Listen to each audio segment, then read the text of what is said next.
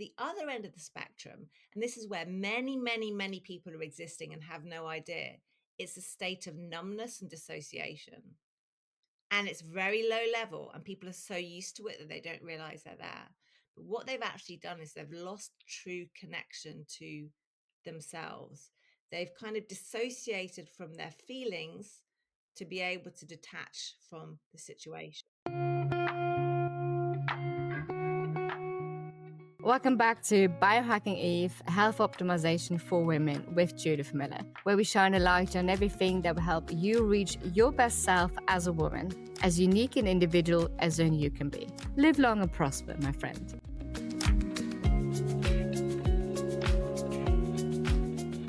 Hello everyone, welcome to another episode. Today we have Katherine Watkins on the show. Katherine is a holistic health and nervous system coach from the United Kingdom. After healing her autoimmune disease naturally without recourse to Western medicine, she decided to use extensive knowledge of health and nutrition to help others all over the world recover from chronic health ailments, including adrenal and thyroid disorders, mold poisoning, and Lyme disease.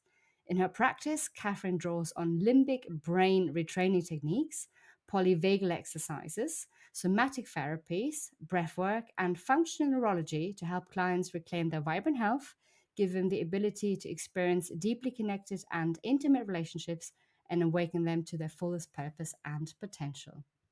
Katherine, welcome to the show. Thank you, Judith, so much for having me. It's a pleasure to be here. So I would say you have a very interesting journey. You started as a lawyer, now you're a nervous system coach.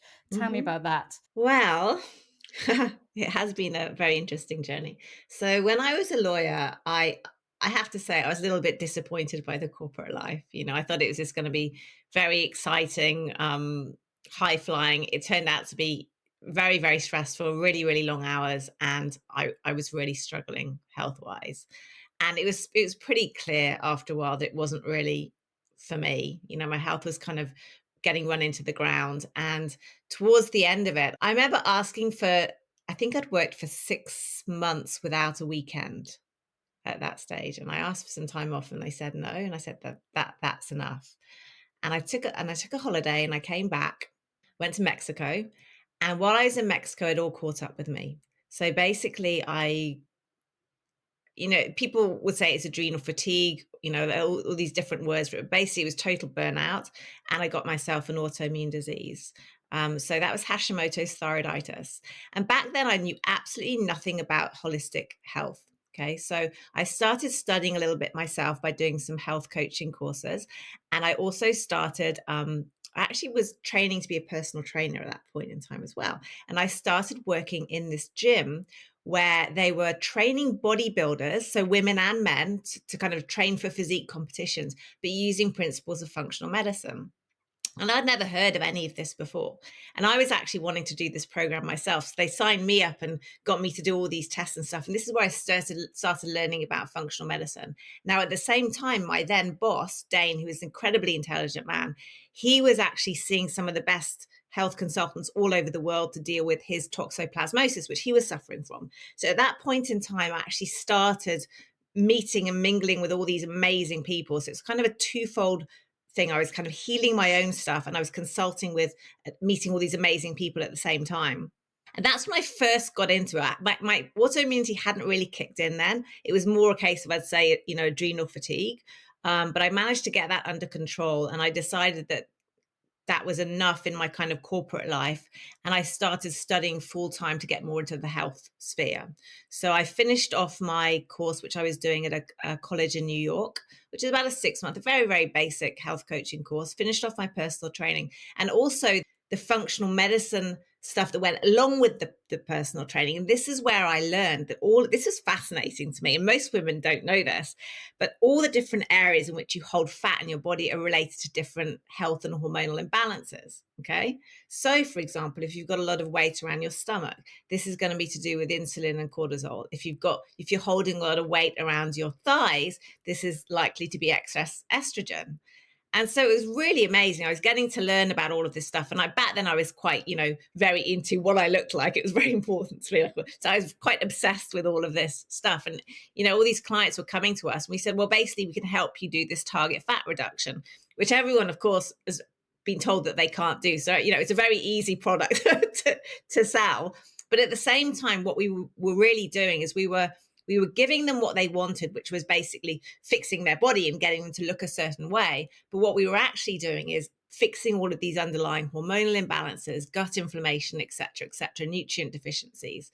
It was interesting because many of these, especially the women that I was working with, they had come to us from backgrounds where they had been training too rigorously for competitions. They'd been dieting heavily, they'd been training far too much, and they'd gone into this state of, we call it metabolic adaptation. Some people call it starvation mode. So your body just goes into this hugely shut down state. And then we would actually have to bring them back from this. And some of these girls, it wasn't just they were having trouble losing weight, because some of them were eating 800 calories a day, exercising 2 or 3 hours a day, and they still weren't losing weight.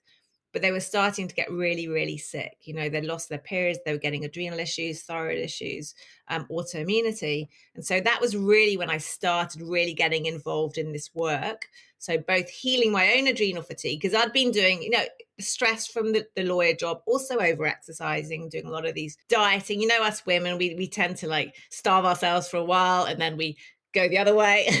We just kind of this yo-yo dieting. Yeah, some sort of holiday, there's always an excuse for that. Agreed, yeah. Yeah, and it becomes, I think for a lot of women, it becomes because there's so much pressure to look a certain way, and we start to really place so much of our importance on these things, and we become, the amount of time I used to think spending, like, used to spend thinking about what I was going to eat when I went out to a restaurant, or what my diet plan or exercise plan was going to be for the next week. I mean, these are all stresses. And actually, this will kind of take us on to where we're going. But all of this kind of mindset stuff and this stress all creates imbalances in the nervous system, which actually in the long run makes it so much harder for us to lose weight, because we're actually not in a physical state where we're able to lose weight. Okay.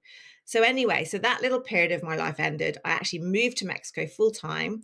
I went there for 5 years. While I was there, I really went heavily into my learning, everything. Okay.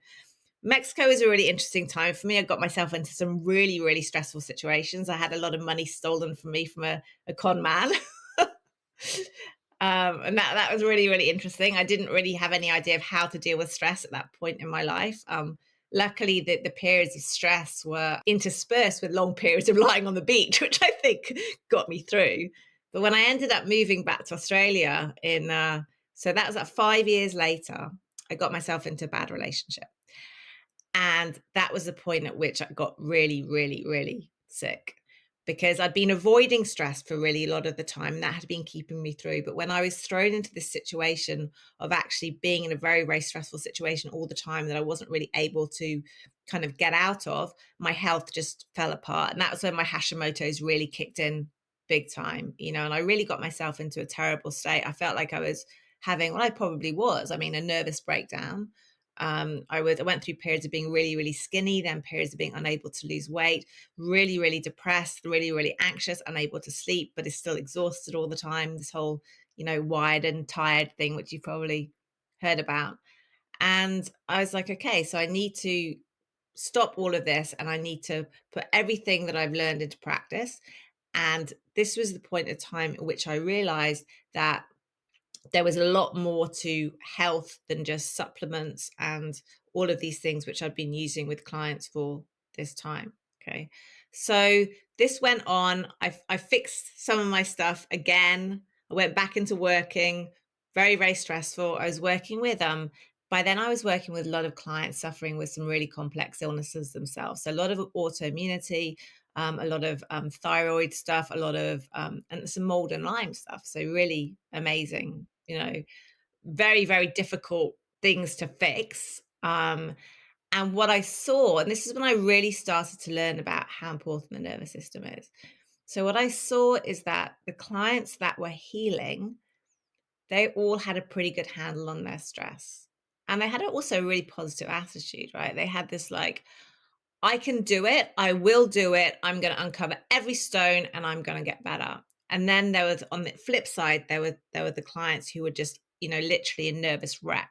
And they also had an attitude of, I can't do it. I can't heal. My body can't do it. Nothing's going to work.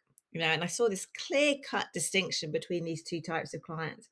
At the same time, one of my really close friends, I have to credit her for me moving into this line of work, because she really showed me what could be done. She had been struggling with Lyme, I don't know how many years, maybe 5, maybe 10, really, really, really long time. Australian girl, and she had literally been on death's door. And I think the doctors had actually told her that she might die. She was in a really, really serious state. And then she signed up for a brain retraining program. And it was just a simple online program. And in 2 weeks, she had fixed 90% of her symptoms. And I was like, that's incredible. So I need to learn more about this. So that's when I started studying all of these different systems. So she had done a limbic brain retraining program, which I went into that. And then I really discovered along the way that that had its limitations and that you need to also look at the stuff which is in the body. So the limbic brain deals with, your actual fight or flight response that's happening at the cognitive level. And then you've got your body, which is storing a lot of the trauma. Okay, so we need to go there as well. And then I learned about the polyvagal nerve, which goes from your brain stem down to throughout your whole body, really. It's called the wandering nerve. And then that links your basically your brain and your body. And that's really relevant. So I started learning about all of these different systems. And I started saying to my clients, my really sick clients, I'm happy to work with you, but only if you're willing to go and do this work. I wasn't teaching it officially at this point in time, but I knew other people who were. So I would send them off to do this work. And it was just, I started to realize after a while that it was actually probably more important than the work that I was doing with the supplements and all this stuff. So after a while, I just transitioned over. And, you know, it's the one thing that I credit as being mainly responsible for me healing my own stuff. I had a big relapse about 5 years ago. Again, I'd been put in a hugely stressful situation, and I'm prone to anxiety and stress intolerance anyway. I think, there are certain genes also which predisposes to this kind of stuff. But I realized when I was in this position that the issue was really me. I needed to learn how to control my stress so that I could actually, one, heal, but I also realized how much it was affecting my relationships. And I don't think any of us really know how important the nervous system is in our relationships, because it's actually the one thing that determines our ability to connect. So that's a long story, but that's how I got into it all. And the transformations that I see in people, and it's just so interesting because people come to me for health stuff, but we end up working on their relationships or their life purpose, or because it's all interconnected. And once they start kind of getting in touch with regulating their nervous system, they start connecting with their authentic self. And from that place, you really realize that anything is possible, and all these possibilities start opening up for us. So it's an amazing thing, the nervous system. So tell us more about that. Sort of what are the, I mean, some of the listeners will have come across that in more or less detail. Some of them will not have. Tell us about what is the nervous system, what is its functions, what are the different, not different types, but the different sort of states that you can be, because I find that really, really. So the nervous system broadly is split into two branches, and most people may have heard of one of them, which is called fight or flight. This is the sympathetic arm. And then parasympathetic is your rest and digest function. So people have normally thought of sympathetic as bad and parasympathetic as good. It's not quite as simple as that, but you can broadly think of this distinction between rest and digest and fight or flight. Fight or flight being where you're, all amped up and you're anxious and maybe there's a bit of aggression, but it's a very stressed state, a noticeably stressed state. Now, it actually goes a little bit further than that, because if we break down the nervous system on the parasympathetic side, which people normally think of as good, they think of this as relaxed, right? This is where we're supposed to be. But actually, the parasympathetic nervous side has a more sinister part to it called dorsal vagal. And in this state, this is more of a shutdown state. So there are actually three main states to the nervous system. There's ventral vagal. So ventral vagal is basically the good part of our parasympathetic. And actually, we do have a little diagram that we can show some of our people. I think you're going to put it in the show notes, aren't you, Judith? So the state that the green zone, we can call it, is ventral vagal. And this is the state in which we are really, really calm. We're grounded. Importantly, we're open for connection. It's the only state which we're truly open for connection. And this is the state in which everything is possible for us, including the ability to heal, because this is where rest and restoration and regeneration occurs. This is the state we're able to stay calm and grounded. This is the state where we're able to connect with other people on an intimate level, and also open up to, more spiritual connections as well. Then there's the sympathetic, which we've spoken a little bit about. This is fight or flight. I think of this as the red zone. This is where, for those of you who know the analogy of, let's say we have a lion, okay, and we've got an animal, and the lion comes along, and the animal needs to mobilize a response. So sympathetic is a state where we mobilize energy, and we take that energy from all the different areas of the body. So all the things which aren't an emergency, reproduction, digestion, right? All of our hormones. It takes all the energy from all of these really important functions, and it directs it to dealing with the threat. Okay. So either fight or flight. So you're either going to fight the lion or you're going to run away from the lion. So when you see the animal, it's still got this energy and it's trying its hardest. It still thinks it can get away, and it's giving it, this is fight or flight. Now, dorsal is the state of the parasympathetic, which I just alluded to before. So both the parasympathetic part of the nervous system, in contrast to sympathetic, is a state of immobilization. Okay. So in sympathetic, we're mobilizing energy. And in the parasympathetic, it's the opposite. Okay. We have to conserve energy. Okay. So this can either be ventral vagal, where we're very relaxed and happy to conserve energy. We're very still and calm. But then we have dorsal vagal, which is like a freeze or a shutdown. We can't move in this state because our brain is telling us that this is where you are and this is what you need to do to survive. And if we're taking the example of the animal that's running away from the lion, so at first it has the energy to fight or the energy to run away, but then the lion catches the animal and it's in the jaws, and the animal just goes limp and it's just there. And this is because its brain has told it, the limbic brain has told it that this is what it needs to do, that it's pretty much, it needs to give up because it's going to die anyway. So it's a state of, I give up, I can't, helpless, numb, dissociated. You might switch off and just be somewhere else.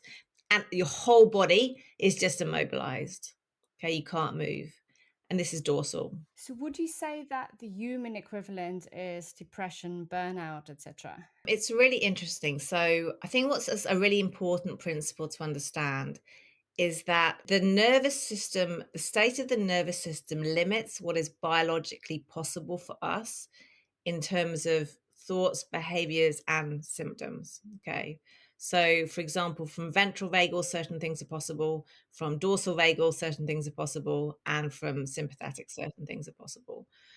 And I kind of touched on this a little bit before, but when we're in ventral, which is our green zone, this is a state of I can. It's a very positive state. It's a state of I've got this.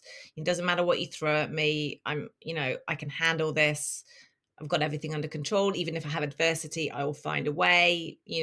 This very grounded, positive, and you are open for connection, right? So you are open, you're actively reaching out like a tree in its branches, looking for resources, looking for solutions, looking for support, looking for connection. Okay. Now, when you're in, let's go through each of these states in turn. So when you're in sympathetic, this is a state, as I said, of mobilized energy. So you're either at one end of the spectrum, you could be angry, right? So maybe you're having a fight with someone, right? Your energy is mobilized to have a fight, or you're mobilizing to run away. That might be one end of the spectrum, but at the lower end of the spectrum, it might, for example, be low-level anxiety, right? Rumination, thoughts going over and over in your head. What else would be sympathetic? We have good sympathetic too. That can be a little bit confusing, but anything with energy is sympathetic. So if you're out playing sport, for example, you need to mount a sympathetic response. But dorsal is a state of very much, I can't. So if we go back to the example of the animal, it's lying in the jaws, it's given up everything.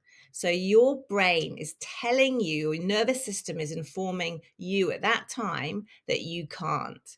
So you are going to be in a state of I can't. If someone says do something, I can't. You're going to feel like there's no hope. You're going to feel hopeless. At the extreme end of the spectrum for a human, this would be suicidal ideations. Okay.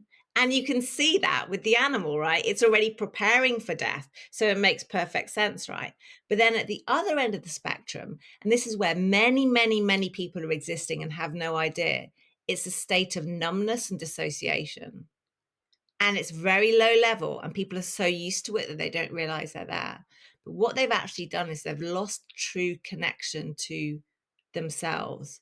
They've kind of dissociated from their feelings to be able to detach from the situation. So we've got the audience can take a look at the little chart that I've got there. But basically, we can think of it as a ladder, and we can put ventral vagal, which is our green zone at the top of the ladder. In the middle, we have this sympathetic zone, which is the fight or flight, red zone, angry, anxious, ruminating. We've still got some energy, right, to put into the stress. And then we've got this dorsal at the bottom. And what I see dorsal as is a state where all of the things that we want to feel in sympathetic have become too dangerous for the brain to deal with. So the brain sees all these uncomfortable feelings, stresses, emotions, all these things going on, and it can't cope. The limbic brain says, no, dangerous, shut down. And all of those things gets pushed down into a very depressed, dissociated dorsal state where you're not really feeling much of anything. Right? You might be feeling like depression, but a lot of numbness. You've become very dissociated from your feelings, and it's a very flat state, apathetic, no motivation. You don't have the energy, but it's masking all of these very activating emotions, which the brain has just not had the capacity to deal with, so it's shoved them down under the surface. Okay. So in this state, so maybe you've got someone who's just had an awful lot of trauma their whole life, or even not a lot of trauma, but a lot of constant stress, or they're just a person who's very sensitive to stress, right? So a lot of people will be like, but I haven't had any trauma. But maybe you're really, really sensitive, and just someone jumping out at you too many times can cause trauma for you. So everybody is so different.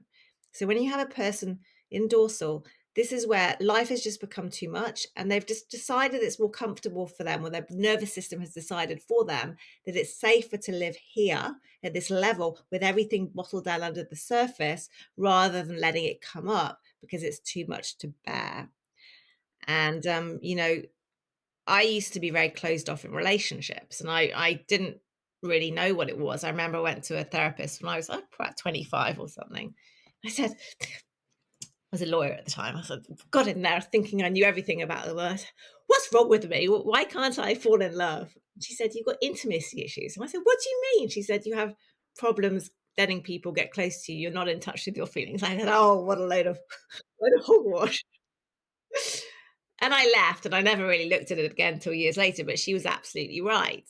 Okay. But then I went through years of learning about relationships and attachment theory, and why I was like this, but nothing really helped, right? Like, I was learning a lot of stuff with my brain, but it was because my nervous system had it was determining what was possible for me. So then we have the different states and different possibilities. So from this state of dorsal vagal, being intimate in a connection was not possible for me.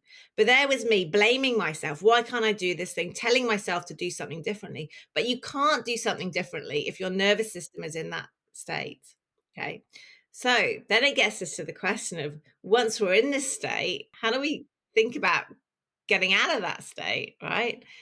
And what's really interesting is, if your audience want to take a look at the handouts and look at the polyvagal ladder map, you've got, as I said, you've got ventral at the top, you've got sympathetic in the middle, and you've got dorsal at the bottom. Now, if you're in dorsal, to get to the top at ventral, you have to climb through sympathetic, right? That means you're going to have to start feeling all the things which you've been pushing down under the surface. And as you do that work, it can bring stuff up, right? So this is why, when we're doing this work, the first thing we need to do, because we do this work on multiple levels. So the first thing that we need to do is teach the brain itself that when these activating emotions come up, it's actually okay, right? Because at the moment, the brain's reaction, as soon as it senses something like this, it's going to push it straight back down again, right? So we have to do some brain exercises to teach us that when something comes up, okay, it might not be pleasant, but it's not going to kill us, because our brain actually is seeing it as a lion. An emotion is a lion, says this is dangerous, I need to get rid of you. So that's the first thing we need to do. And then we need to get in touch with things. We need to get in touch with our body.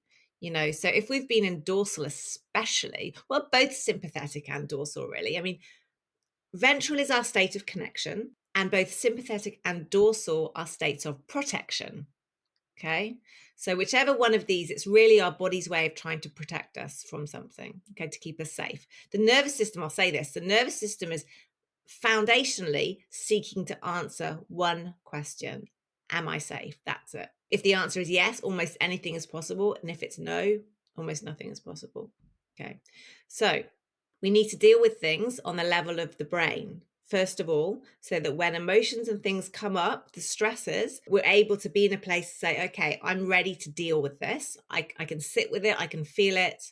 I'm okay with it, without the brain immediately pushing it down into shutdown. And this is why also I don't recommend people jumping straight into meditation without doing the limbic brain work. Because if you go into meditation and you're really, really quiet, you're going to suddenly be left alone with all of these things, all of these traumas, all of these stressors, and they're going to start coming up. Because when we're silent with ourselves, all of that stuff comes up. And I think this is why many people are distracting themselves, right? With various things, keeping busy, whatever it is, to avoid being alone with themselves. Because when you are, all this stuff comes up. Now, if you haven't done the limbic brain work and you suddenly dive into meditation, all of this stuff starts coming up, and your brain is immediately going to go, I can't handle this. So either you're going to go straight into dorsal shutdown, or you're going to have a massive sympathetic reaction.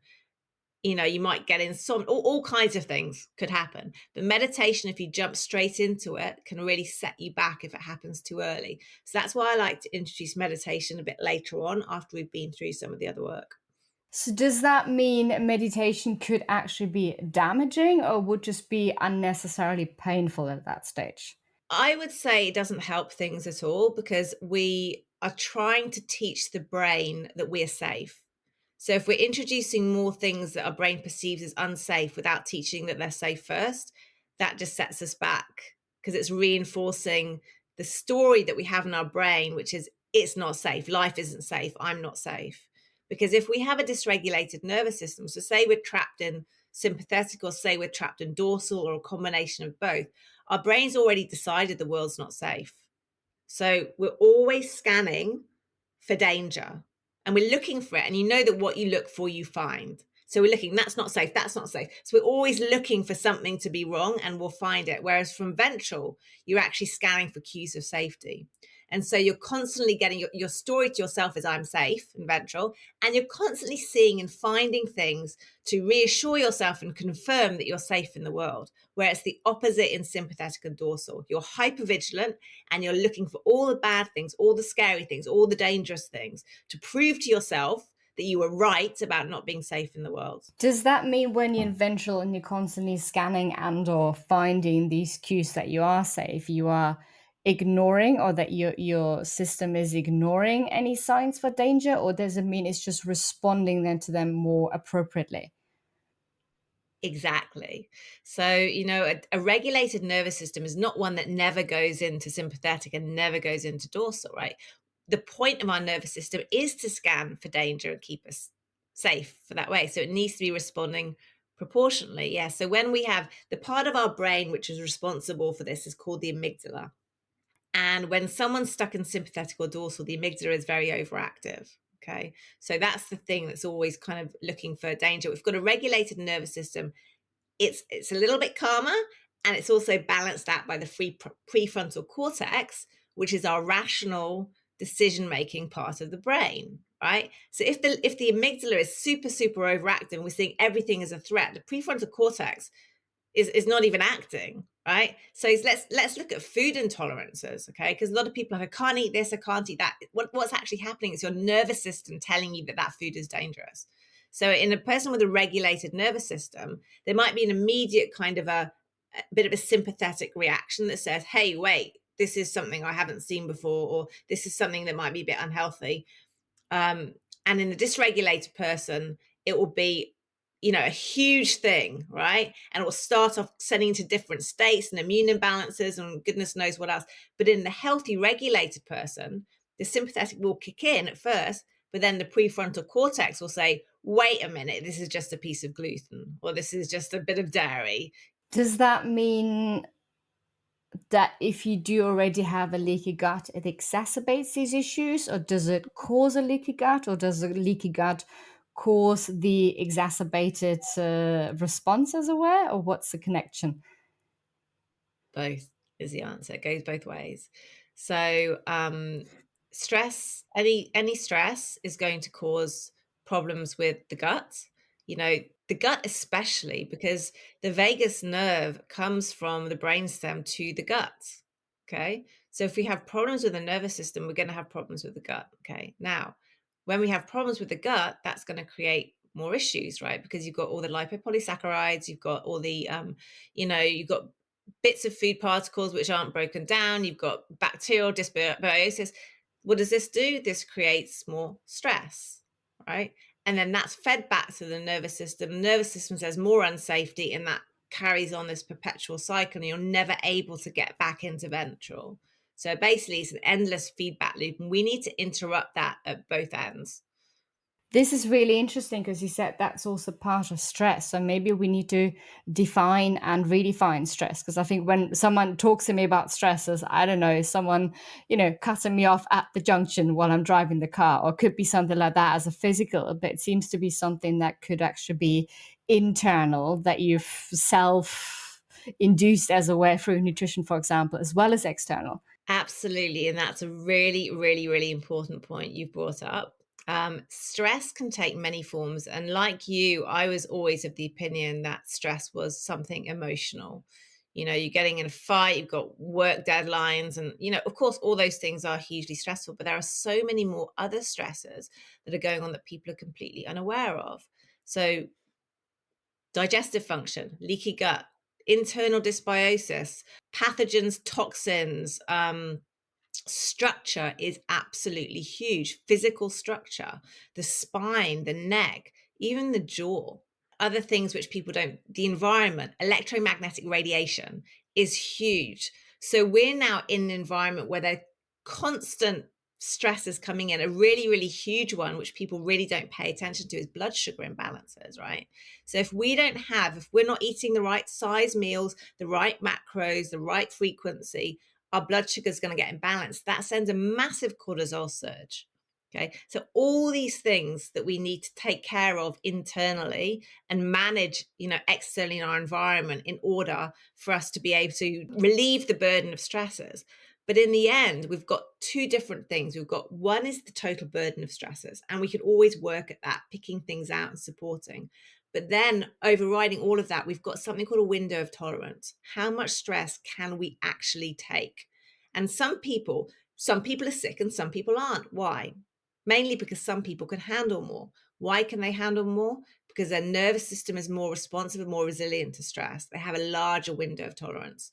So in the work that I do, I like to approach things from two angles. Firstly, yes, of course, let's clear up our life so we can remove or diminish as many stresses as we can. But we also need to expand our window of tolerance, because you never know when something is going to come along that's just going to knock you off. And this is what happened to me. So the first couple of times that I healed my health issues, I did it simply by doing everything right, removing lots of stresses, but I hadn't changed my window of tolerance. It wasn't until I did that I was able to really heal completely. So let's dive deeper into this window of tolerance. I mean, the image I've got in my head is, for example, if you've got a computer and you've got 20 programs open, so everything's already running a bit slow, clogged up, delayed. and you've got one thing that crashes everything. So you have a very small tolerance. But if you've only got 5 programs rather than 20 programs open, you say, okay, well, there might be this other 6 program that you're opening, which has too much demands on your RAM, on your, I'm sure I'm messing up all the technical terms here, but that you're actually able to do. You might freeze for a couple of seconds, but then things work again. And you can figure things out without having to Mhm. completely restart the computer, basically. So how do you, other than, as we said, reducing the number of tabs, metaphorical, that are open in your life by doing things right, or by reducing the number of wrong things, quote unquote, how do you build that tolerance? So, using your analogy, what you'd have to do in that situation is you would need a better computer with more memory, more RAM, right? So, the small computer with its small window of tolerance is only going to be able to take so many windows. Doesn't matter really what you do, it's still just not up to the task. We need to increase our capacity. We need to upgrade our model. And that's where the nervous system work comes in. Okay.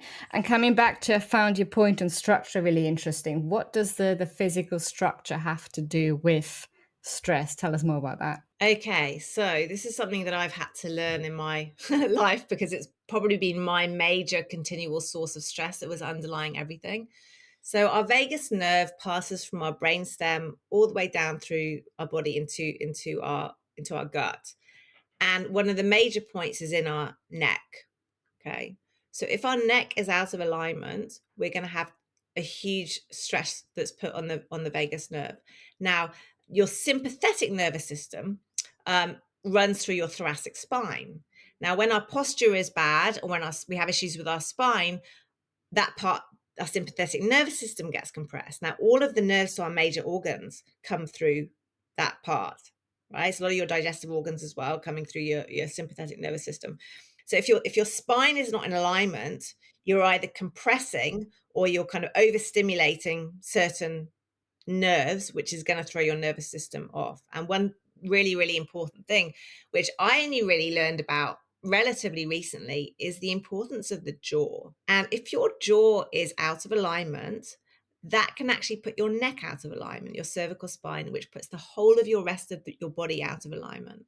And a lot of this work that people are, say you've got a child and they're really young, and I don't know how they do things where you're from, but here in the UK, especially when I was young, they say, oh, your mouth is too small. You've got teeth coming in, your mouth is too small. Let's just take them out, which is literally the worst possible thing you can do, because your teeth and your mouth determines the formation of your cranium, the space that you have in your skull, the pressure on your glands, all kinds of things. But what they do is they take out the teeth, and then what happens? It gets even narrower because it doesn't have that structure anymore. Then what happens? That disrupts the bite, that disrupts the cervical spine. Your whole body gets out, and it can set you up for a lifetime of dysfunction. I'm actually about to go through a couple of years of extensive orthodontic work to expand my palate, my upper palate, to move my jaw forward a bit, because for years and years I've been living with this chronic stress on my neck and my vagus nerve, which keeps me in a permanent state of fight or flight.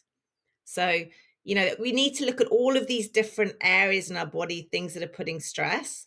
And, I definitely, my chiropractor, I've been seeing him for about 6 years. And he's one of the people that keeps my nervous system on point. I would really like to not have to do continual work on my neck to keep myself in check. So yeah, that's definitely something which people might want to look into. If you've got any history of extractions, any history of neck stuff or injuries or just bad posture, this can really be affecting your nervous system. Okay, that's super interesting, actually. Regarding limbic brain retraining, which we touched on at the start, and you said sort of how to teach the brain to feel safe, as it were. Tell us more about that. How does that work? Well, so this is mainly a lot of kind of cognitive based exercises. A lot of this stuff comes down to learning how to be in the present and not not lose your shit, basically, right? So we're constantly our heads off here and there. We have these. We basically we react rather than responding. So when we do the limbic brain exercise, there's all kinds of different ways we can do this, but it's basically learning how to bring all your attention and all your focus back into the present. We learn how to use all of your various senses as well that we have: smell, sight, touch. And we use all of this to bring ourselves back into the present, to send a message of safety to our brain. Okay. And we keep doing this again and again and again and again. And then what we do is we rewrite some of these old stories that we're not safe with new stories. So we actually do practices which we create new scenarios, which then actually create a whole new set of brain chemistry. So we create new neuro pathways. So our brain goes from a state of feeling this, your default is unsafe, to a default of safe, or at least you go into unsafe, but you're able to pull yourself back to safe very quickly. And then you're in a position where you're open for connection. That then allows a lot of the old stuff to come up, and we can start dealing with a lot of this stuff that's trapped underneath the surface. Does it make sense to walk us through an example at the moment, or is that something for another session? Yeah, so well, it's something that you really build on, but something very foundational is, you can be walking along the street and you notice yourself. Well, actually, I recommend people do this just anyway, because most people are in a dysregulated state and don't really realize. But just walk along maybe about 5 times a day. You need to do this quite a lot. Is just stop and notice your surroundings and notice every single thing about them. Like, for example, if I were going to do that now with you, I'd say I'd say to myself, stop. Okay. This is like a pattern interrupt. And I would start looking at everything in my environment like I've never seen it before, with curiosity. So curiosity is something which only comes in ventral. So if we become curious, we're immediately putting ourselves back into that state. Okay. And then start experiencing your environment with all of your senses. So with your touch, so I'm touching my laptop and I'm noticing it's pink because it's very pretty pink. And I'm touching the keys and I'm noticing that it needs a little bit of a clean, but I'm very much in the moment. I've got my coffee here, a little sip of coffee. So I'm using taste. And what I'm doing, instead of ruminating and thinking about all of these things, which are obviously having an effect on my nervous system state, I'm bringing all my attention back into the here and now. And I'm giving my brain a break from this constant reinforcing of the stress loop. And then what happens is we build upon that exercise. But that's a good foundational place to start, because most of us are not very good at being present.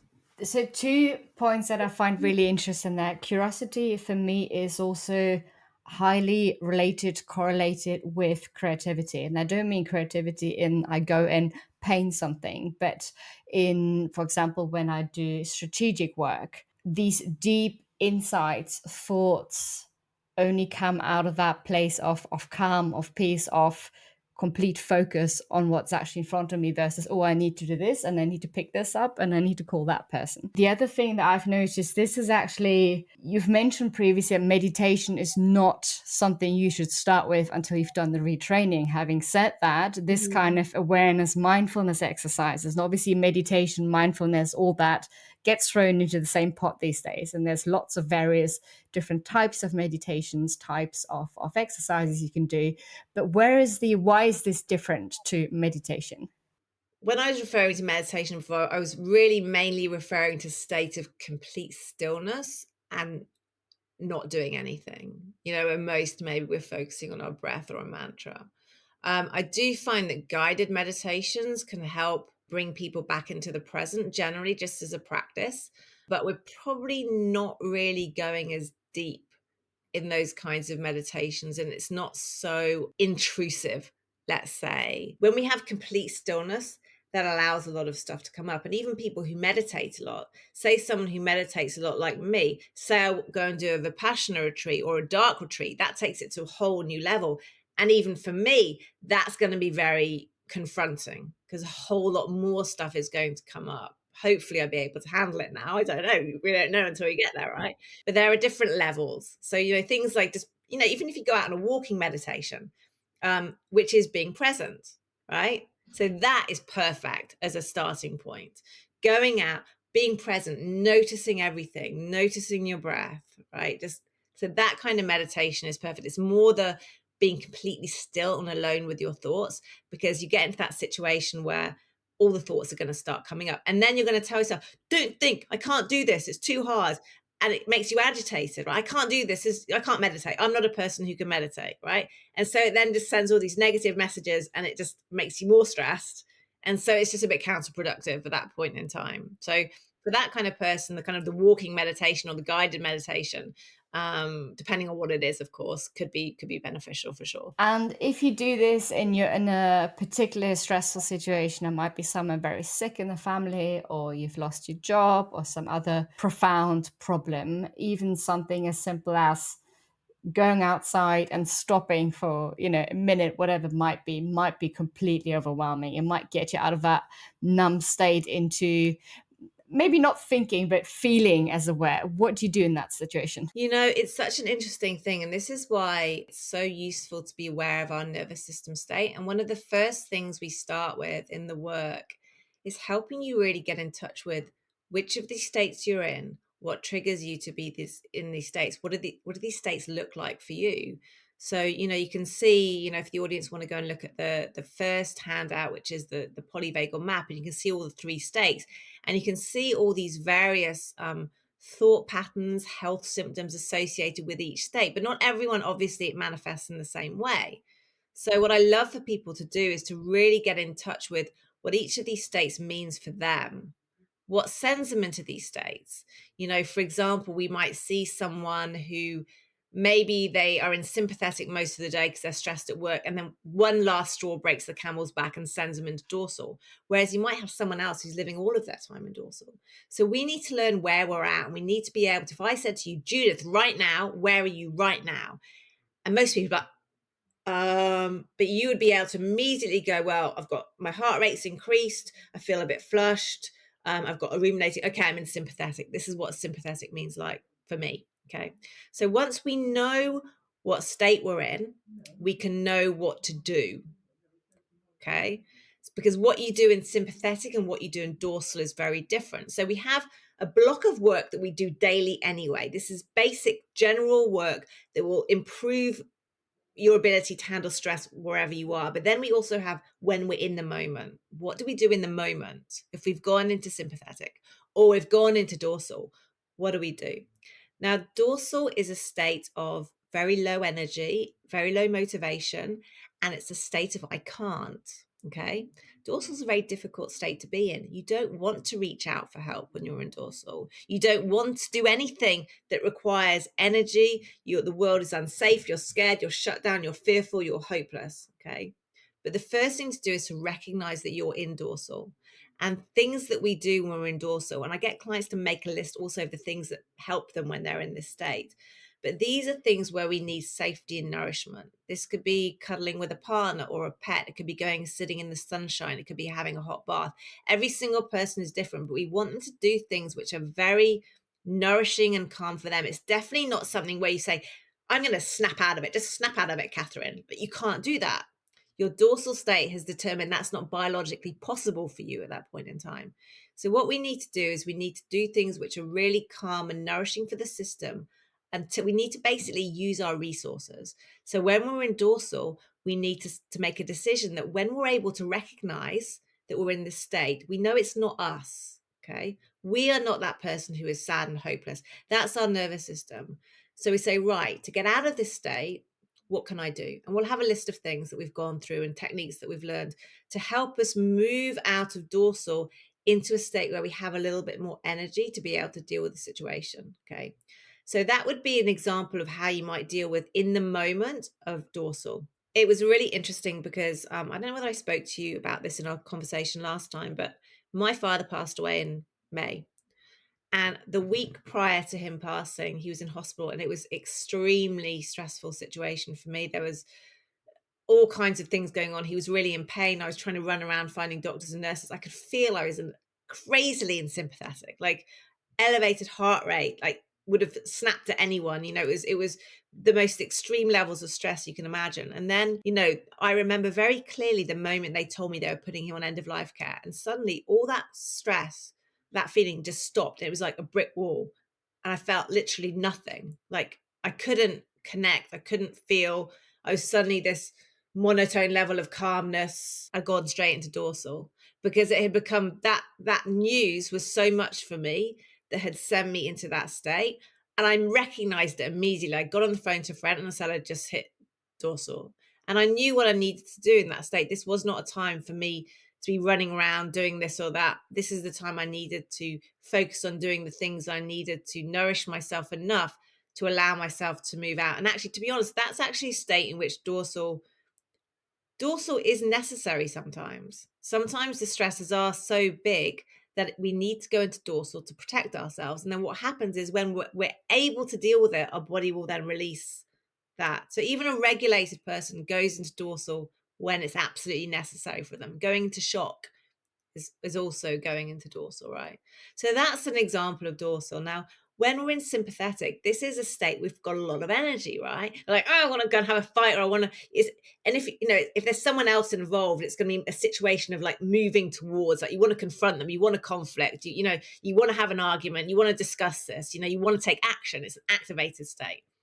When you feel like this, the first thing to do is to notice you need to know you're in it, right? And then you can practice these exercises, bring yourself back into present, regroup. Like, right, now you know you've got all of this energy. What are you going to do with it? Let's channel it in a healthy way, okay? So a healthy way to channel sympathetic energy would be exercise or play, right? But when I say exercise, I don't mean when we exercise to self-medicate, that's actually a bad thing. So if we're like really, I'm going to run on the treadmill, I'm angry, or I'm going to go and punch a bag, we're feeling angry. Like we don't want to feel angry, right? But we can do things that we love, okay, that make us happy. We can dance, right? We can play tennis. We can do something that we love, not doing it just to process negative emotions, right? But we're doing it because this play and exercise, healthy exercise like this, are actually a blend of states. So this is a blend of ventral and sympathetic. Okay. So we can, if we're in bad sympathetic, we can kind of transmute that and move into good sympathetic and then we've got this excess energy, which we're actually then channeling to something positive. And then after a while, you'll be like, you know what? I don't feel so bad after all. You've put that song on that always makes you happy. Let's listen to that song. Let's sing. Singing's always great for the nervous system, and that will help move us back into ventral. Then we're in a position to make better decisions. Do I really want to go and have that argument with that person now? Do I really want to bring this up? Maybe we still do want to confront them, but we might do it in a more healthy way. So we're responding, not reacting. Okay, this is super interesting, actually. So 2 questions. When you are in a state of shut down yourself, should you get yourself out of it? That's question number one. And the second point is, we said that obviously being in anything that isn't ventral, there is this point of safety. The social connection is difficult because you're either too removed, you're too remote when you're in shutdown, or you're in this fight or flight. Engaging actually would be counterproductive. So it's difficult to reach out for help. Mm-hmm. But if, for example, you have someone that obviously you do this as a therapist for a living, but for someone who isn't aware of this and they can see someone else needs that help, cannot get themselves out of whatever state they might be in, what can you, as a partner, as a friend, as a parent, as a colleague, what can you do? Okay. So nervous systems really need something called co-regulation, and our nervous systems talk to each other. And the way that our nervous system is actually shaped is largely dependent on the way we were with our primary caregiver when we were growing up.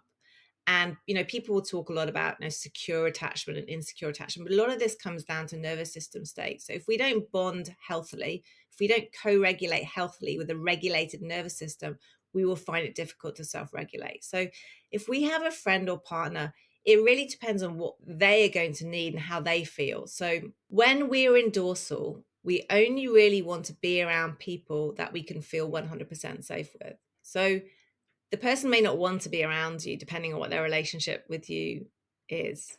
Really, it's really up to us to be able to recognize when we're in their state. But if you're with someone else and they really don't know what state they're in, it's probably going to be maybe asking them, what makes you feel better in this moment?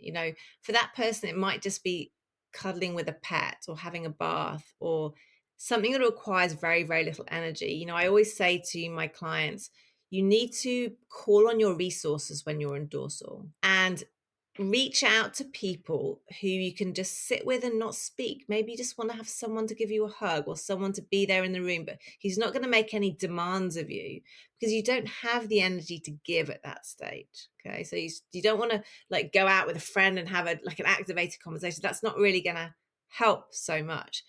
You just need to be around in the situation where you feel safe. So as you know, as someone coming in, you have to be very careful not to be, intruding upon that person's. So you might just want to ask them, would you like me to come over or sit with you? We can just watch something funny and we don't have to do anything. Just I want to let you know that I'm here for you. So I guess, as the person coming in is like letting them know that you're there and that you're a safe presence, but that you're not going to put any pressure on them. And likewise, if you're the person in that situation, is to be like, who can I call on? What resources do I have to nourish myself that I know work for me when I'm in this state? And then I can kind of gradually transition out. If you have someone in clinical depression, which might be the first time, might be regular, and you ask them and they say, I don't know, what do you do? Is there anything you can do? That's really interesting. So, generally, when people say, I don't know, that's a very common response you get when someone's in dorsal. And the reason they don't know is because they've dissociated. So, it's quite okay for them not to know. So, they're never going to know what's wrong. But what we do know is that when you're in that state, if you take steps to move yourself out of that state, you will then be able to know. So, it's all about moving through the states, because the states determine what's possible. They determine where we can go. They determine the stories. They determine literally our internal narrative that's going around. One of the exercises I love to give my clients is, say they're in a dysregulated state, say they're in sympathetic, okay? And they've got certain sets of stories and symptoms and beliefs. And then I get them to imagine the same situation, but through the lens of the other states. And you see the different stories that emerge and the way they're able to handle a situation differently from that state. So the first thing is always knowing where we are. And when we know where we are, we have things that we can do. Okay. Slight change of topic. We've previously talked about neuroception and sensory awareness. So, neuroception and interoception are the terms I've got noted down. Tell me about that. Okay. So neuroception is basically our body's way of interpreting signals, our nervous system's way of interpreting signals as to whether they're safe or dangerous. And interoception is inside of our body, and exteroception is outside of our body. So interoception is, maybe any kind of internal signals that are coming from the body. That could be hot, cold, hunger, pain, tingling, buzzing, warmth. All of these are little signals that are going on, and our body is interpreting those signals as something. Pain is a signal of danger, standard signal of danger in our body. In a regulated nervous system, obviously pain is a normal one, but we might also start misinterpreting signals if we have a dysregulated nervous system, right? And we become very hyper focused on some of these things. And then exteroception is very similar, but signals coming from the outside. So a normal signal, for example, would be me, I can see you smiling right now. So my body interprets that as safety. I'm like, oh, she's smiling. So this is a primal, inbuilt thing that basically tells me that it's safe to co-regulate with you now. So there's a nice, relaxed ventral situation going on. But if you were frowning, that sends a signal of danger to me. And even if I'm not consciously aware of it, my body will be responding to that. So I will immediately put up my guard, and maybe I start feeling more tense. If I'm not in touch with myself, I won't even notice that. Then maybe that starts manifesting in the way that I speak with you. Maybe I become reactive or defensive. So our nervous systems are talking to each other. And this becomes really, really apparent in relationships. And I experienced this to the extreme in a relationship that I had, and I only realized afterwards what was happening. And it was a guy that I was dating, and we actually really, really adored each other. He lived quite a long way away from me, and we would talk for hours and hours on the phone. There was never a problem. We never fought. But then when we met up in person, without fail, we would get into these terrible fights. And I just didn't understand why.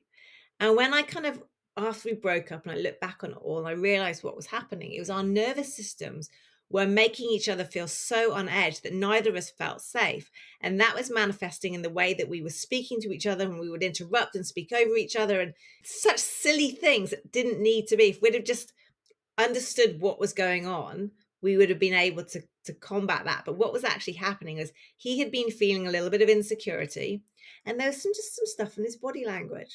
He might, or in his tone of voice, and my nervous system could pick that up. And then that would make me feel stressed. And then I would do stuff. And then his nervous system would pick that up. And so there was two conversations going on here. And neither of us like, what is going on? And of course, because we were both in a state of protection rather than connection, we couldn't get over that. And we ended up breaking up. This is very sad.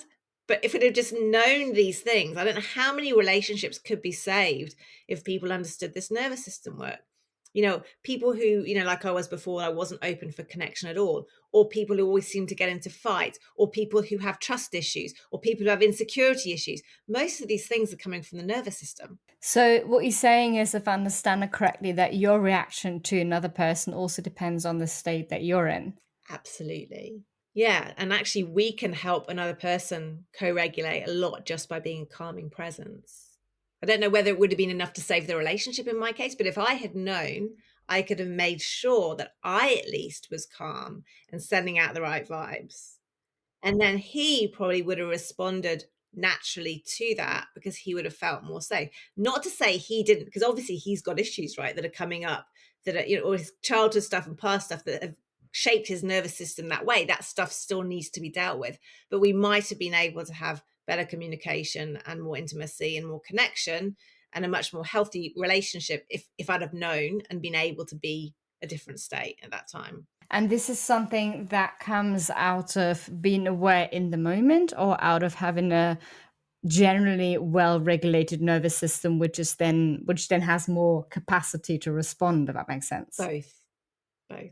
So, we need to always do the work to make sure we have a well-regulated nervous system, but we need to be always present in the moment. We need to be able to notice, in someone's tone of voice or someone's body. We need to be able to sense what's going on with them and what's going on with us. And this when we have that level of attunement, it helps us create some really beautiful connections, because we're able to sense what other people need. We can literally tune in to them because our nervous system is like a very finely tuned system. I kind of like to use the example of, a tree or an antenna. We've got, when we're in ventral, we've got our roots which are going down into the ground. So we're very grounded, but at the same time, we've got all these little branches which are reaching out, looking for connection, looking for information, curious, and the branches get smaller and smaller and smaller. We're able to pick up more subtle vibrations. If we're in sympathetic, it's like noise. It's like, let's say we're white noise. We're not picking up any signals. Everything's just frazzled and too much. And if we're in dorsal, all the branches are curled in like a snail. He's got his antenna in, right? So we're not reaching out. We're not going to pick any signals up that way. So the more safe we feel, the more we can spread out our branches, the more we can grow new little branches, and we can pick up on all these tiny little subtle nuances in someone else's behavior and in ours. And we can learn how to have these really beautiful connected relationships so that, I'm sure at the extreme level, this is where you're going to be having telepathy and all of these things, right? Because you're both so tuned in to each other, but we're never going to experience that level of connection until we really master the nervous system. Is there, and this is someone asking who likes to keep very busy, who likes to do, achieve, which I'm sure many of us do. I mean, you were a lawyer for a reason as well. Is there a way to get into that well-regulated state while still keeping very, very busy? Or is it a necessary requirement to say, I need to cut back, I need to do X, which I personally really don't want to do? It depends. So it depends what state that you're in. I'd gotten to a state where I just overloaded myself and it was just too much. My nervous system at that point in time was not capable of handling the amount of stress I was putting on it. So I had to take the load off. Now, for someone else who's kind of managing, okay, but they still got some work to do, I would say you need to create time and space for certain periods of your day. You need to bring that into your life, and you need to develop a constant state of presence. So even when you're really, really busy, you're still really present and aware. I was just talking to one of my friends this morning. He has an issue with being in his head all of the time. Okay. And he's really, really, really busy, and he never notices anything that's going on in his body. So I taught him an exercise where he can be really, really, really focused and doing his things. But at the same time, he's learning how to, with the interoception, he's learning how to be in touch with his body. So he's never going to be disconnected. So you can be doing your work and focused, but you're also present and aware of all the other things that are going on. So you're not disconnecting. Can you walk us through that? That sounds really interesting. All right. So close your eyes for me for a moment. Okay. And I want you to see if you can tap into any kind of physical sensation in your body. It could be anything, it could be a warmth, tingling, buzzing, it could be hunger, cold. If you got one. I stubbed my toe this morning. It's still hurting. Perfect. So just take a deep breath and focus on the sensation. And I like to call it sensation rather than the pain, because we like to look at things curiously without judgment. Okay. Because we don't want it to stress us. So just observe this feeling in your toe and keep feeling that. Now, what I want you to do is open your eyes and look around you and find any object there that takes your interest and focus in on it. Okay. Now, I want you to look at this object like you've never seen it before. I want you to examine all of its characteristics. Is it shiny? Is the sun shining off it? Can you see the texture, the color, the little details? So you're putting all of your attention on this object. Okay. And now what you're going to do is you're going to move around the room and find something else and repeat this. Find another object. We're being really super present here, focusing all your attention on that object. Textures, colors, details, shadows. Wow, I never noticed any of this before, right? Okay, so now while you're doing that, bring your attention back to your body, and whilst you're looking at the object, feel your toe. So you're both examining the object and feeling your toe at exactly the same time. So open your eyes and look back at your object and feel your toe at the same time. So you're being curious and asking questions about the object, and you're examining the object, but at the same time, you are not losing that sensation in your toe. And now while you're there, now move around your body and find another physical sensation. So keep looking at the an object, or you can find another object if you want. We want to keep that attention on the outside. And then while we're doing that, we're finding another internal sensation in your body. And hold both of those together. And so we can alternate around, but the point of the exercise is so we're able to both focus all our attention externally and internally at the same time. And this can actually be really, really challenging for a lot of people because we're not used to doing. Well, sometimes we're not used to doing either, right? Because if we're really in our heads, we're not even focusing on our external world at all, like around us. We're not present in that sense. So this is requiring us to be both present in the sense of curiosity, looking around, what can we see? Wow, like really giving attention at the same time, really giving attention to the inside. And we both do it at the same time. It can be very challenging. This could be a good one for you to try. I'm definitely candidate for that one. Okay. We've talked about staying with the body. Actually, we've previously talked about adaptation and receptors. So adaptation actually creating more receptors. Which receptors are these? How does the nervous system actually adapt to that stress? Okay. Why they're significant? Yeah, so basically, I think we spoke a little bit about the different kind of stress hormones and chemicals that we have in the different states. You know, when we're in a sympathetic fight or flight kind of state, we've got a lot of the stress hormones going. We've got cortisol, we've got adrenaline, we've got noradrenaline. And then we're in ventral, we've got more of the endorphins and the oxytocin, right? These things which make us feel really, really good. But if we're a person who is or has been in sympathetic for a lot of their life, we've got a lot of cortisol and adrenaline going. But the thing is, we actually get addicted to that as well, right?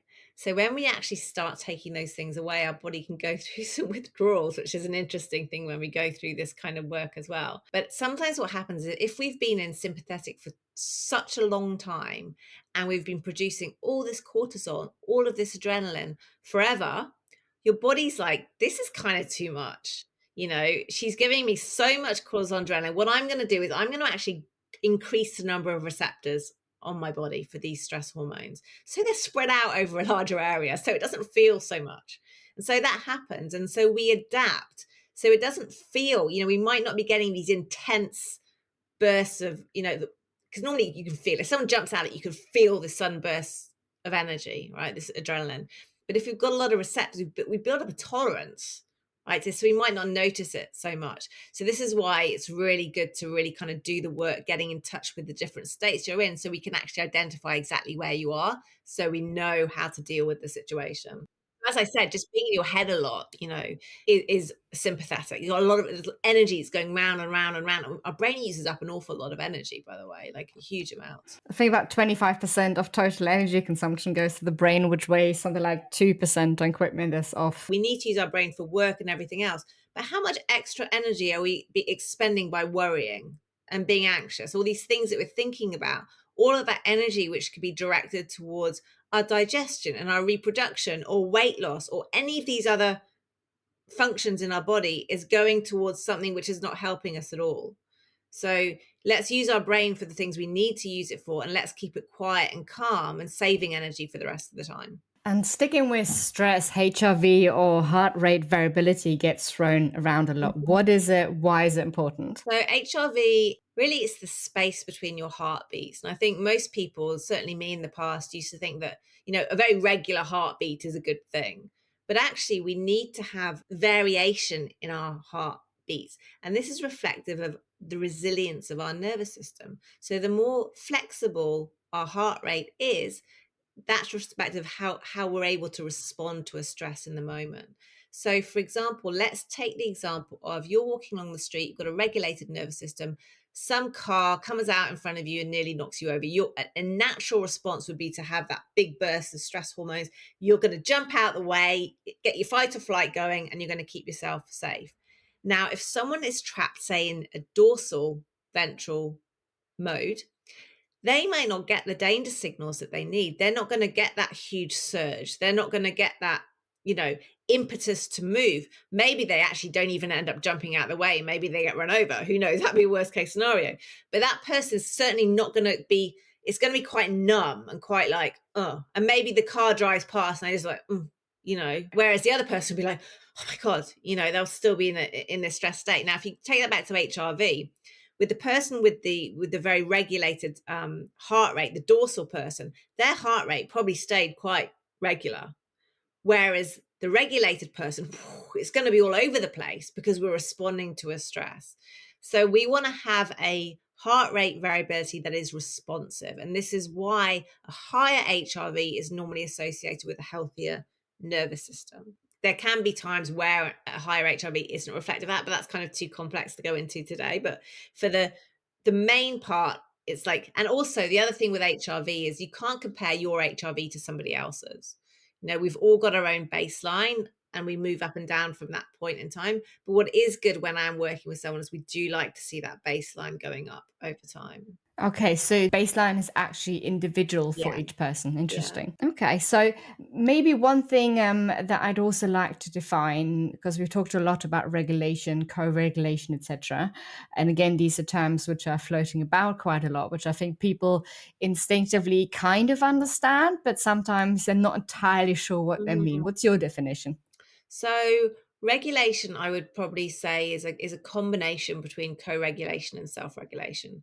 So self-regulation is what we do on our own to basically master our nervous system. And as I've kind of mentioned before, the way that I teach this with clients is, we do the limbic brain work, we do somatic work, we do breath work, we do polyvagal work, which is specific exercises to tone the vagal nerve, and we use these techniques to regulate ourselves. Okay, self-regulation. Co-regulation is very, very important to our nervous system, and we must do this with another.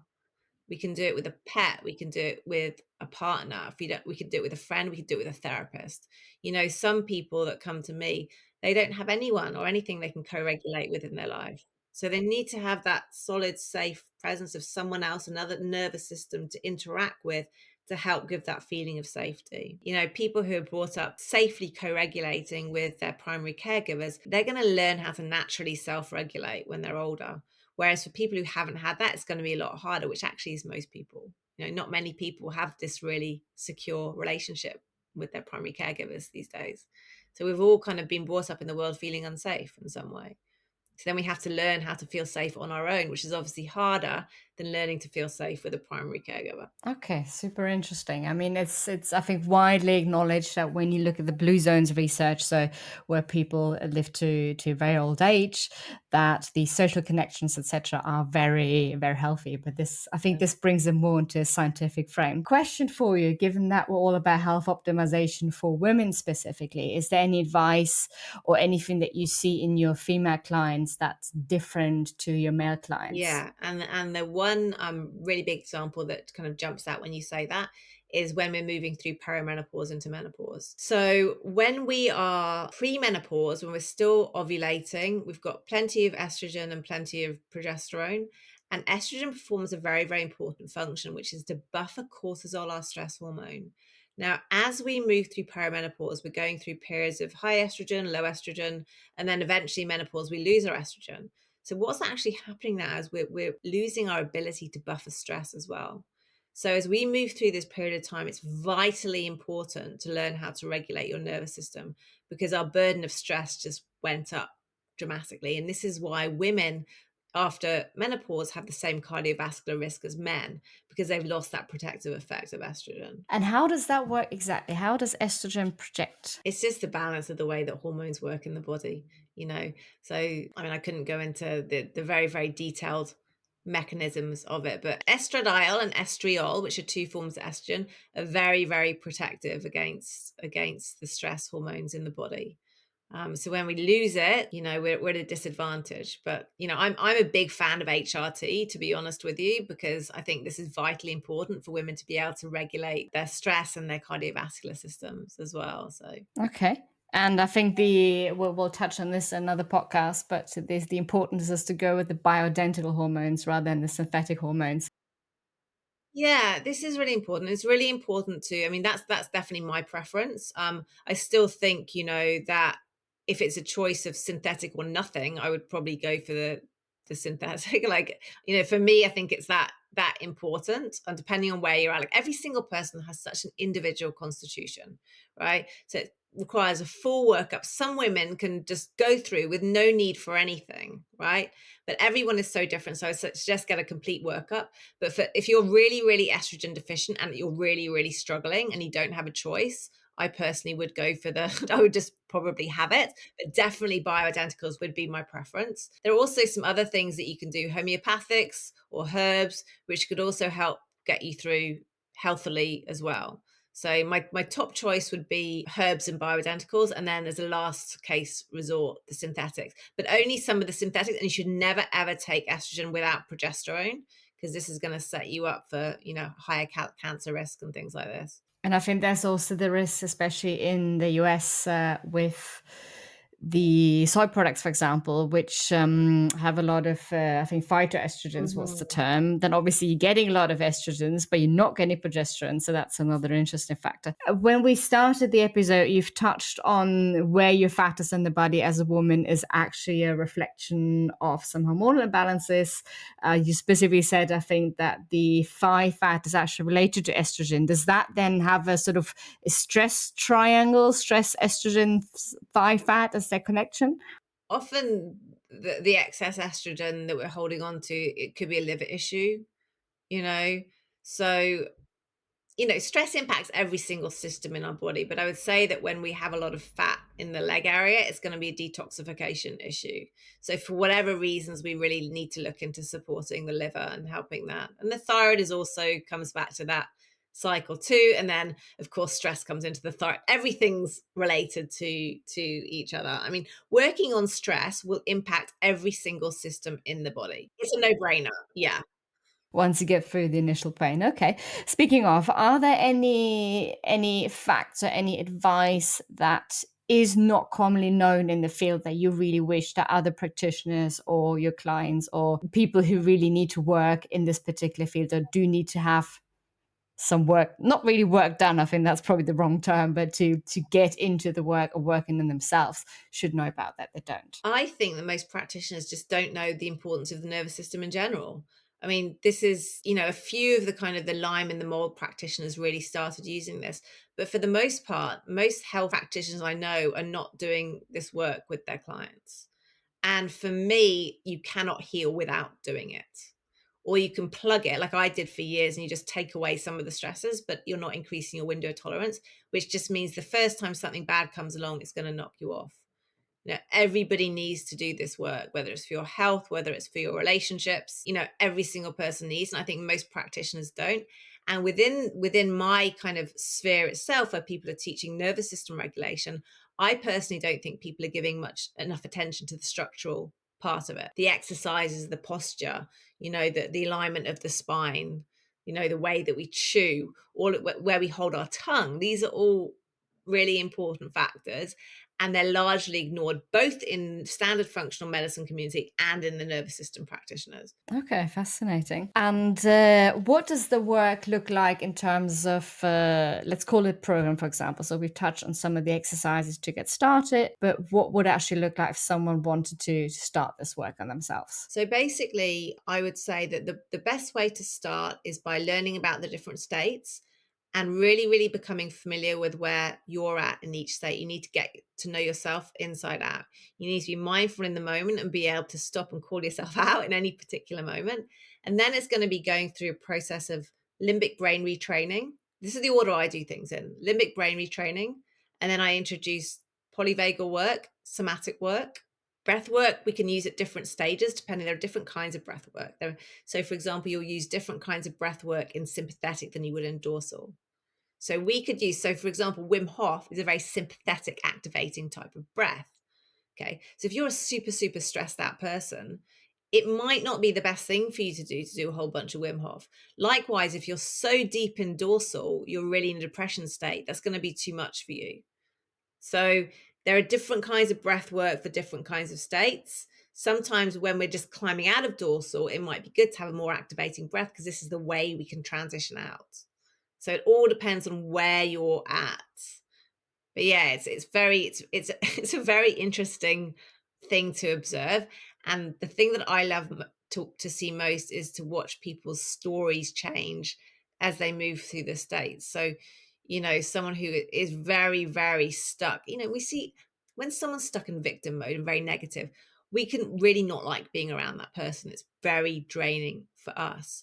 What we need to understand is that's all that's biologically possible for them. So you can say, just be more positive, but they can't, because their nervous system is telling them that they can't. So as we were talking about before, we can help support them to, be a bit more understanding of where they're at, so they can get out of that state. And then use stories. It's like they become stories of I can't to stories of maybe and how. That then moves through to ventral and I can. Okay. Are there any books or resources you would recommend for people to get started on? Yes. Anything by Deb Dana. She's amazing. Stephen Porges is the pioneer of the polyvagal work, but his work is very, very, it's just more about really long scientific papers. It's not really practical advice. I love Deb Dana's work. She's kind of translated it into more of a psychotherapy clinical context. I love the work of Ariel Schwartz.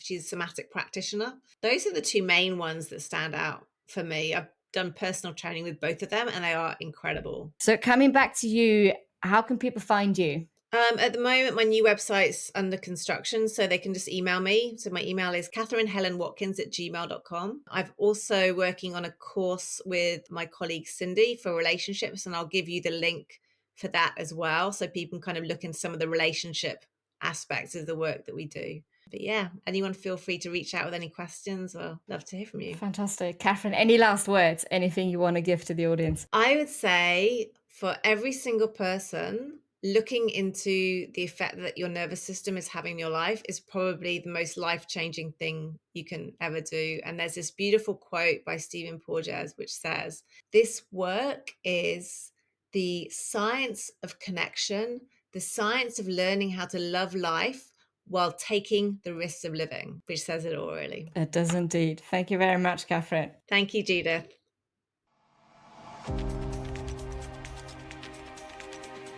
Thank you for joining me on this transformative journey. Your presence in this community is truly valued. Now, you may not realize it, but your words hold immense power. They have the ability to reach others who may benefit greatly from the wisdom shared here. If you found value in what you heard, I kindly ask you to take a moment to subscribe to Biohacking Eve, leave a glowing review on your preferred podcast platform, and share Biohacking Eve with your friends and family. Your support helps spread the message of health optimization for women far and wide. Lastly, I want to express my gratitude to you for investing in yourself. By prioritizing your well-being, you serve as an inspiration to others. I'm eagerly looking forward to bringing you many more exciting episodes, and thank you for being a vital part of our community. Live long and prosper, my friend. The Biohacking Eve Health Optimization for Women podcast is for general informational purposes only and does not constitute the practice of medicine, nursing, or other professional healthcare services, including the giving of medical advice, and no doctor-patient relationship is formed. The use of information on this podcast or materials linked from this podcast is at the user's own risk. The content of this podcast is not intended to be substituted for professional medical advice, diagnosis, or treatment. Users should not disregard or delay obtaining medical advice for any medical condition they may have and should seek the assistance of the healthcare professionals for any such conditions. In addition, the information on this podcast does not constitute investment or financial advice.